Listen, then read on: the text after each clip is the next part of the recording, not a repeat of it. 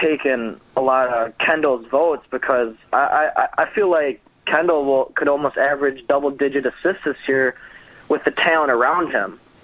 With that said, Jordan Taylor, if you look, he might have broke the all-time record, but I know he won by a landslide the turnover assist ratio amongst college point guards last year. So that's kind of what that has to do with a little bit with Wisconsin. The pace they play is very slowed down in half court, but his turnover to assist ratio was great. But I mean, who else would what other top point guards are there? I feel like it's a little watered down this year with point guards. Stein, you got any guys you're looking at there?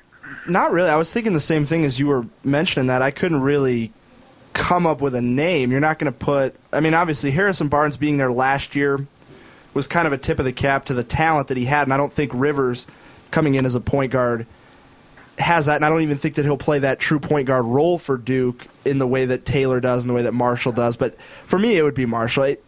Just coming into the season, I liked him, and then seeing what he did on Friday night in the Carrier Classic just really impressed me. Yeah, and a guy, I actually brought up the power rankings from Rivals for point guards, and one guy that I'm not seeing on the top 20, Sam, is Shabazz Napier. I mean, I don't know about how many people know about this guy, but, you can call me a little homer. I got a little man crush on him, yeah, but he was pretty much the sixth man for the national champion team last year, UConn, backing up Kemba. And he had a pretty solid year. He's a great defender. I think he averaged like four assists maybe off the bench. So I think he can kind of play a role similar to what Marshall does with, Marshall's going to get the ball to his scorers, and I think Lamb can be what Harrison is to Kendall. So I think he can help them moving forward. I'd like to see him somewhere up there with the top point guards. Lamb's the only guy for Connecticut that's on any of the 2-4, 12 different ESPN.com writers list. They do have Drummond on one of them as a second teamer, but Lamb's the only other Husky in the mix. One thing that I saw, I don't know who Stephen Bardo is, but he's got Trevor Mbakwe as a second team All-American. That was I was telling you, even I don't know if it's been national or local, but Mbakwe's been getting a lot of hype this coming into this season. So they say there's not a lot of great big guys this year either. But with Solinger and Mbakwe, I can't really name you any more dominant big men in the Big Ten, at least for that matter. So Trevor, he could put up some big numbers this year. I expect him to average over a double-double again. Another thing, so I was looking, while I was trying to figure out why Syracuse was ranked number 5, I was kind of going through their roster and seeing if there's any names I recognize. Chris Joseph, is that one of the Josephs? He's supposed to be one of the top small forwards. I think he's a sophomore. He might be a junior. Junior? Or is he senior? This has him as a senior. He's a senior. Wow. Yeah, I guess I don't really.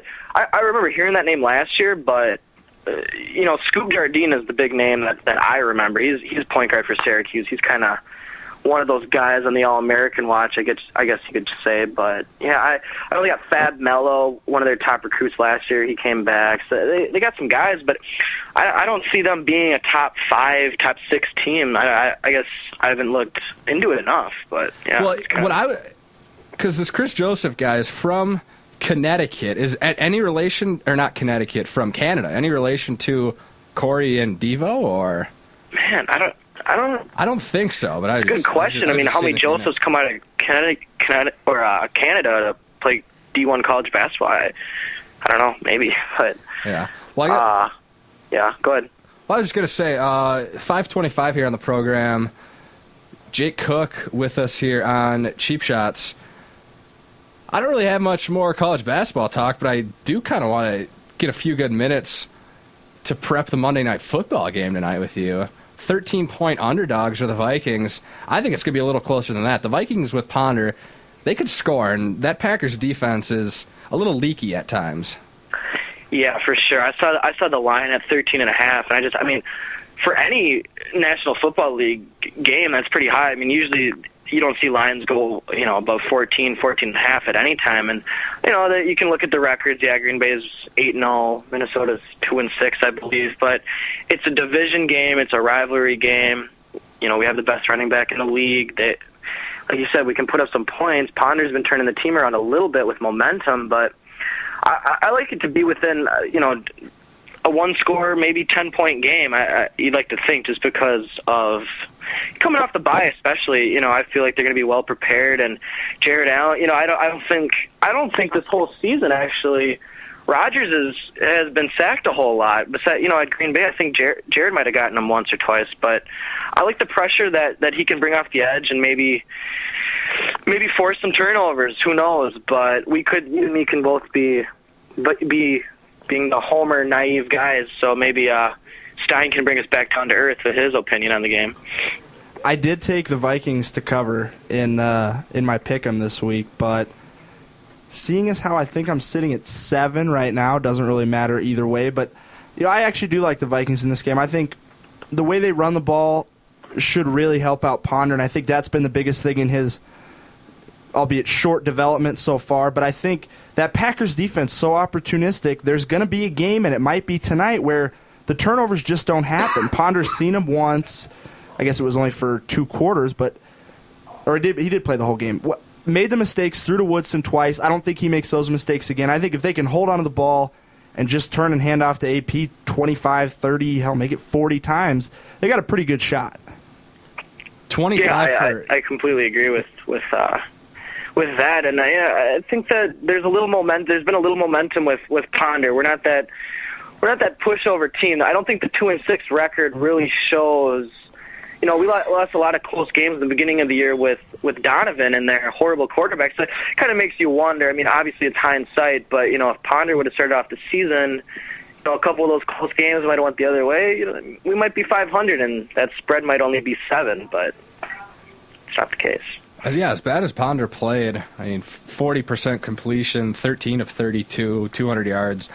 Adrian ran wild last time, 175. He always gives the Packers trouble. Even when they put bounties on him and try and injure him, he still tends to give the Packers a lot of trouble. And Monday night is when the superstars come out, and I think tonight we might be in for a pretty good football game.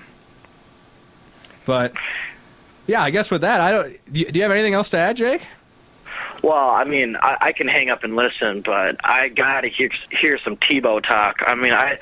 I know you don't like him, Sam, and I don't really like him. I don't really hate him, but I just love hearing the different opinions and all the experts just shaking their head with the unbelievable things that Tebow just seems to do. So I'd like you guys to start talking about the Bronco game.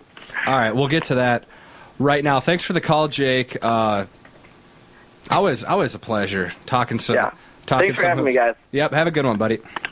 Well, I guess it's Tebow time. I guess, yeah, no, and I want to read this quote just to really put Jake's point into perspective. Von Miller, obviously the Broncos' number 2 pick, highest player taken in franchise history, came out after the Chiefs game yesterday, and when asked about Tim Tebow, said, quote, "Tim Tebow, I'm buying. He's the greatest thing out there. I think he shut up some critics. You can't get a bad comment from me about Tim Tebow. I love him." Close quote. And that puts it into great perspective for me, because it's just ugly out there. When he's throwing passes at tight ends' feet, he's missing on screens. But when you give him that game plan where he's only got to put it in the air 8 times a game, and that offensive line is going to get the Broncos over 250 on the ground, I like him against just about anybody. And it just blows me away that in this era of the quarterback and the 400-yard passing games and this just prolific offensive explosion that we've seen in the NFL this year, the Broncos can get away with throwing it 8 times and only completing 2 of them and winning a ball game in the division. Yeah, it's absolutely. You can't explain it. I think you're Mike. That's what I was trying to say. I don't know. We'll see. But you just can't. You can't explain what's going on with the Broncos right now. They lose 2 running backs. They're on the road. They don't pass the ball. It's unbelievable what the Broncos are doing. They're just running the ball with a 3rd-string running back, and a quarterback that everybody knows is not going to throw it. And when he does throw it, I mean, you don't even need defensive backs out there to cover. Just commit everybody to run because you know he can't complete it